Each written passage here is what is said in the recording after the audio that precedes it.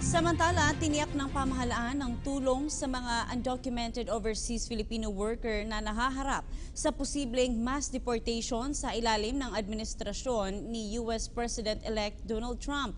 Ang detalye alamin natin mula sa aming kasamang si Joy Gumatay via phone patch. Hinihikayat ng Department of Labor and Employment ang mga overseas Filipino workers sa Amerika na umuwi na lamang sa bansa kung sa tingin nila ay maapektuhan sila ng plano ni Donald Trump na ipa-deport ang mga undocumented immigrants sa pag-upo niya sa pwesto sa susunod na taon. Sa pinakahuling datos ng Commission on Filipino Overseas, pumapatak na sa 3.5 million ang mga Pilipino sa Estados Unidos at mahigit 200,000 sa kanila ang hinihinalang iligal na nananatili sa bansa.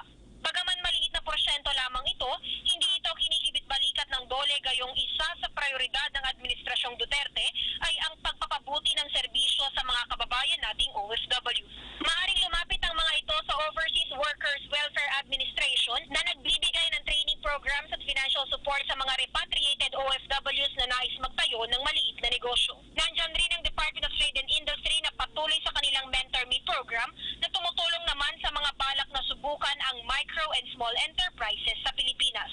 Samantala, kampante naman ng Department of Foreign Affairs na hindi gaanong maapektuhan ng plano ni Trump ang OFW community sa Amerika dahil malaking porsyento sa ating mga kababayan ay mga nagbabayad naman ng buwis at sumusunod sa batas. Para sa PTV News, Joy Gumatay. Maraming salamat, Joy Gumatay.